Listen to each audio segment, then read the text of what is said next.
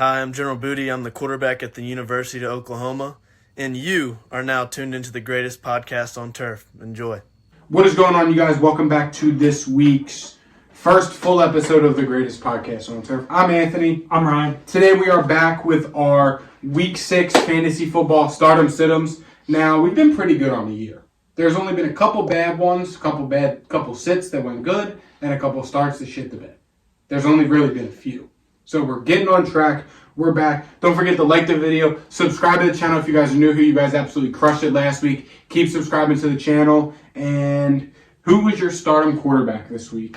Originally, I had Justin Fields, but that's probably a little bit too obvious. However, daily fantasy, feel free to roll him out there.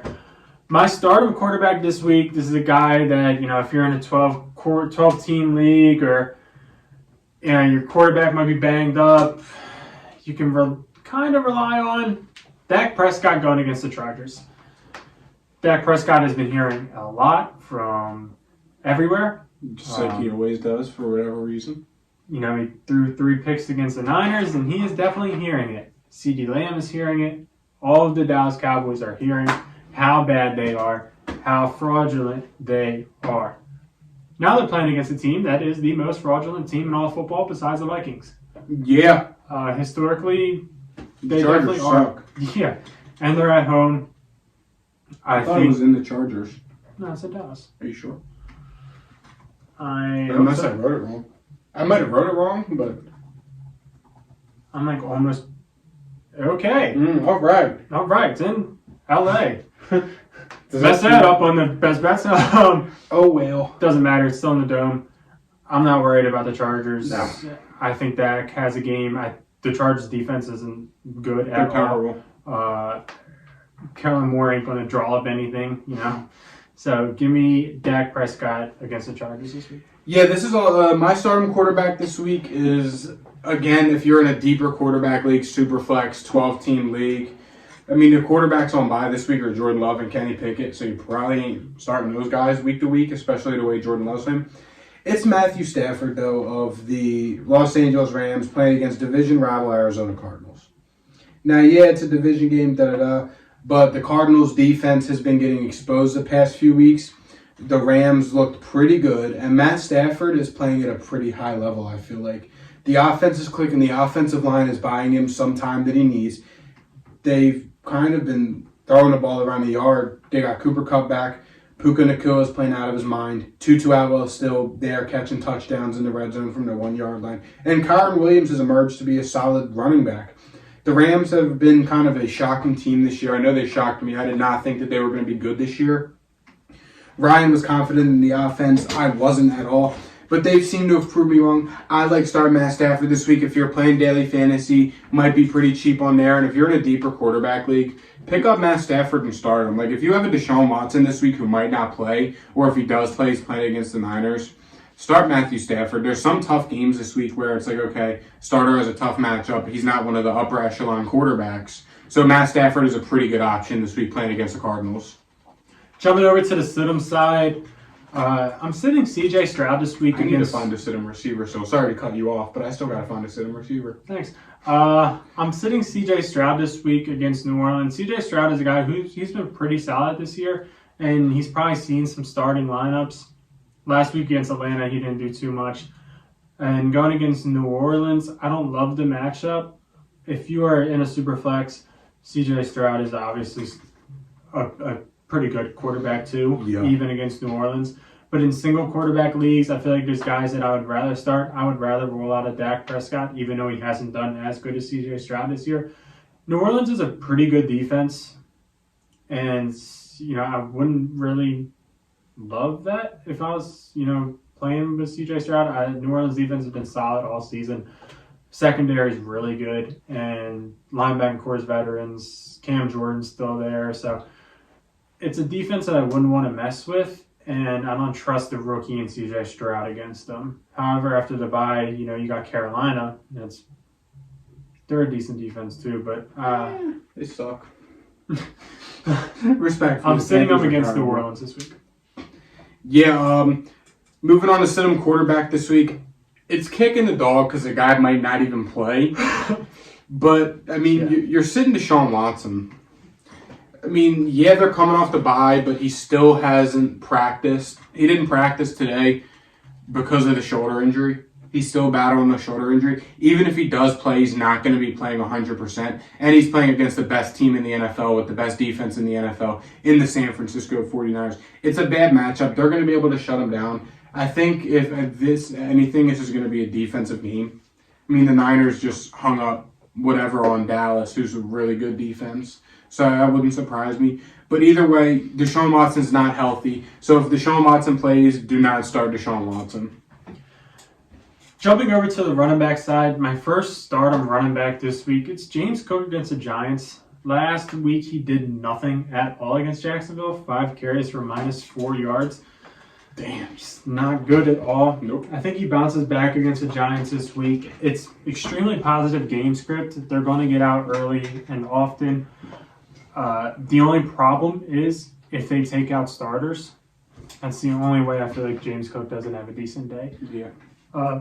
Giants defense isn't anything at all. And I feel like James Cook is going to have a bounce back here. I don't know why they only gave him the ball 5 times. Barely threw it to him. I feel like they're going to get him more involved this week. And the Giants are a perfect team to do it. Yep. Start of the week at running back this week. Tonight's game, Isaiah Pacheco with the Chiefs. Again, I say it every week. The Broncos' defense is historically bad. Breece Hall just had a career game against them on the run. And Isaiah Pacheco is just, he's him. Good enough. Yeah, I mean, I hate for that to be the reason. But the Broncos haven't been able to stop the run to save their lives. They've been getting gashed on the interior and exterior of their defensive line. Their linebacking core is very bad. The Broncos have nothing good going for them. I think they really just got Nick Benito. It's really the only kind of guy that's on the team. On the defense. That's our team, but he don't stop the run, you know what I mean? It's just Nick Justin Benito. Simmons, It's just Nick Benito, pass our team. Literally. But yeah, start Isaiah Pacheco this week. Isaiah Pacheco, anytime touchdown is like a mortal lock if you want a free little prop bet. It's going on my slip this week. Isaiah Pacheco, anytime touchdown. Isaiah Pacheco is a start of the week. He's a must start this week. Speaking of anytime touchdown, potential RB1 of the week, all the things that he said, Raheem Mostert against Carolina, Achane was placed on IR. Jeff Wilson is still on IR. Salvin Ahmed is the other option. So what I'm telling you is Raheem Mostert's going to get the ball, and he don't need to get it that much in this offense that do really good. It just feels like he's going to get 2 touchdowns this week. Yeah. I mean, that's just what it feels like. That's what the great game script is. They're not going to struggle against this Panthers defense. Dolphins are fine. It's going to be a good week for Mostert. Yeah, the more I think about this one, the more it scares me because this could literally be the week that Cam Akers is the RB1. But I think you should start Alex Madison versus the Bears. Listen, I know the Bears held Brian Robinson Jr. to 10 rushing yards, but I don't think that they have that same success this week against the Vikings. The Vikings have a very good offensive line. They're top 2 in pass pro rating this year for the O-line. And I think Alex Madison's going to be involved in the passing game as well. We've seen that since Cam Akers got there, kind of lit a fire under him as to be expected. And he's been holding on to the ball well. He's been running hard. They've been using him in the passing game as well. So I think that this is a good week for Alex Madison and Alex Madison believers to start him and for him to finally emerge as the running back that everybody, including myself, kind of thought he would be this year in fantasy for the Vikings. It's a good matchup. In theory, it's solid game script. So, and I think he's going to be involved a lot in the passing game, especially with Jay Jettas on IR. Start Alex Madison this week. Jumping over to the Sidham side, I apologize a little bit for this one. I didn't realize that this guy hasn't done anything all year. So this might be way too obvious. Javonte Williams against Kansas City. Is he even going to play? Yes, he is good to go, and that's why I did this. I think he's losing his job. Even if he doesn't lose his job, they're not going to stop giving the ball to McLaughlin. Nope. or McLaughlin. I don't know if we know I his thought name. it was McLaughlin. I don't know if we know his name. And P. Ryan's still in the mix. This Broncos running back room isn't the greatest, and McLaughlin by far looks like he's the best. Mhm. This game script is horrible. I should just say sit the whole entire Denver Broncos run game. That's Sit probably the team. just sit the team. If you're starting the Yeah. Bronco, you're down bad. I'm sorry, that was way too obvious. I didn't realize. My first set of running back of the week, this might be tough. And I don't know how much capital you have in him. You might have traded for him. But it's Breece Hall of the New York Jets. The Eagles have yet to allow a 100-yard rusher. The Jets O-line's very banged up. I saw they just put Elijah Vera Tucker on IR today. And the Eagles' D-line has been really good. I think they've maybe only allowed 2 rushing touchdowns on the year. I know Brian Robinson had 13 fantasy points against them, but it came from a touchdown. Again, it's tough because the Jets are kind of using Breece Hall like they did last year to make him the center of the offense and rely on Breece Hall and the defense to win them games. But I think this week's a really bad matchup. I don't think they match up against Philly well at all. So, again, I blame you. I don't blame you if you start him just because you might have to, because Aaron Jones is on bye, Najee's on bye, depending on how your running back room looks. But I don't have Breece Hall in any leagues. But if I did, I would not be starting him this week. I would not be starting him in a daily fantasy. Do not start Breece Hall this week. Next up, this one's kind of iffy because this guy just popped off, and I mean, it's hard to sit somebody like that. It's the Colts running back room. Yeah. They initially said that Jonathan Taylor would be worked in slow. He's going to be more and more involved. And Zach Moss also isn't going anywhere. If I was to start one of the two, I would rather start Zach Moss. Yeah. So Jonathan Taylor, probably not starting. I feel like I'm going to have to see it before it keeps burning me. So Yeah. if you're going to start one, go with Zach Moss. Sit Jonathan Taylor. Playing against Jacksonville is not a good game script. In theory, they should get blown out. I know that Gardner Minshew's there and they're only 4-point dogs. So I if hate Minshew. they somehow pull it off, then the running backs can have a big day. But I don't see how they do that good against Jacksonville to where you have to start. Definitely Jonathan Taylor. If you have Zach Moss, I don't blame you for starting him. He just had 33 points. Ridiculous. It is what it is. Yeah. This is definitely kicking the dog, but I don't care. You're sitting the Browns running backs this week. Even if Watson, if Watson doesn't play, DTR or PJ Walker are going to be the starters, and they might try and rely on the run game. But the Niners haven't allowed anything on the run this year. Just don't start a Brown. Yeah, this is not a good week to start a Cleveland Brown. I mean, if even Amari Cooper is tough. I know he was good before the bye, but this is a really bad matchup for Cleveland with an unhealthy Deshaun Watson. Jumping over to the receiver side. First start him this week. It is Drake London against Washington. Wow, never thought I'd see today. Yeah, it's messy. I don't even like it that myself. I think it's like a daily fantasy thing, and if you have Drake London, depending on the rest of your roster, you can throw him out there. Going up against Washington, I don't believe in their secondary. It's not good at all. Emmanuel Forbes has not looked good at all. Started out really good too. It's a shame. He's a little bit underweight, and I think teams are taking advantage of that. DJ Moore just hung up 230-something yards on this team himself. On 8 receptions with 3 tutties. Yeah, and Drake London ain't going to do that. He's going to do even better. I just feel like it's going to be a solid day for Drake London. 70 yards and a touchdown, 6 catches. That's pretty solid. Yeah. And he's probably pretty cheap in daily fantasy lineups. So. Yeah, he is. You're starting DeAndre Hopkins this week at the Titans. D-Hop has he's been finding his rhythm in the offense, and the Titans have been finding a lot of ways to get him involved. He was very involved last week against who did they play last week? Who? The Titans. The Titans played the Colts last week. He's very involved in that win, or that loss. I can't believe the Colts won that game. He was very involved in the loss. He had I think 10 targets, 7 catches, just shy of 100 yards. And yeah, I mean, the Ravens and Titans always play each other well, but if you look at it, so do the Ravens and Steelers, and Kenny Pickett on a banged up knee, and George Pickens hung up 130 yards with a touchdown off 7 targets. Very similar stat line to what D-Hop saw last week.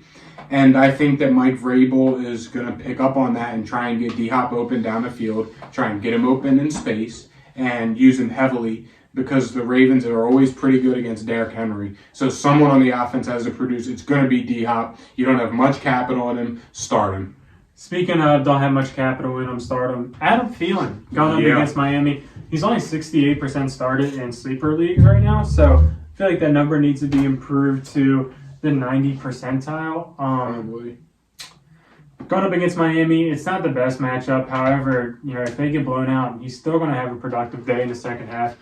Past 4 weeks, 17, 26, 12, 22.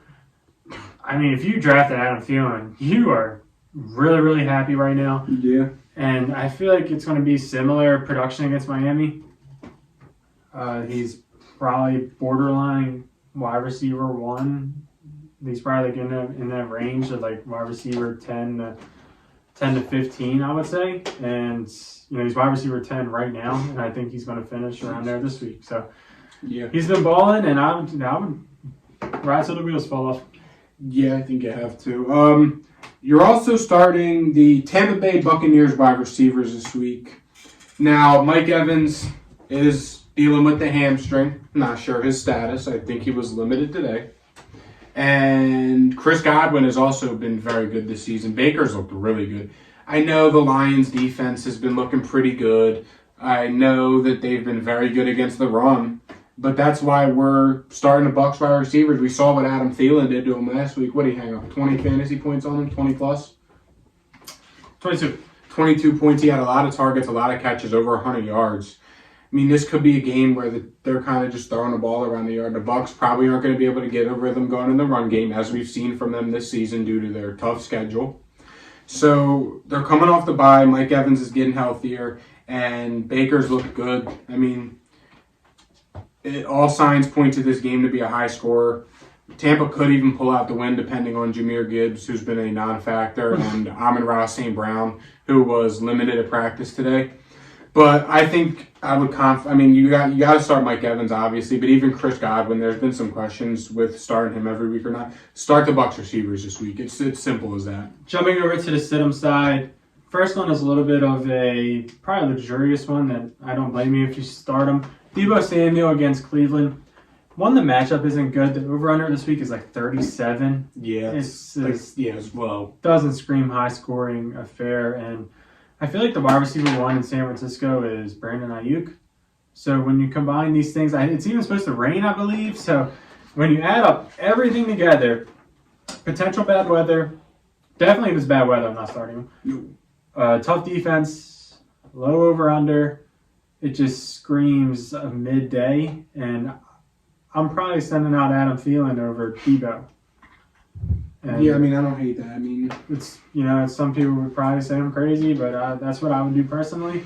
And so Deebo's a sit-em this week. I don't blame you if you start him, because it might be getting too cute. So ask us our opinion if you wanted to. Don't sit him over. Don't start like Tyler Lockett over him, but I mean, yeah, the Niners with fantasy, it's tough because every week it's going to be Christian McCaffrey and one of the pass catchers. Last week it was McCaffrey and Kittle. Kittle caught 3 tutties. Tight end day. We've seen weeks where it's been McCaffrey and Ayuk. We've seen weeks it's been McCaffrey, Deebo. It's tough with the Niners if it's not Christian McCaffrey because he's really the only one that's going to guarantee you production and touches. So, again, that's why I gamble. I don't blame you for sitting Deebo, just like Ryan. My first sit-em receivers of the week, I said sit the Washington football team, Commanders wide receivers. It's tough. McLaurin didn't do anything really last week. I think he finished with 8 fantasy points. Jahan Dotson hasn't done anything all year. Again, I talked about it Monday. There was times where Washington was sending out Diami Brown in like must-score drives. They're sending out Diami Brown, Jamison Crowder, and Byron Pringle.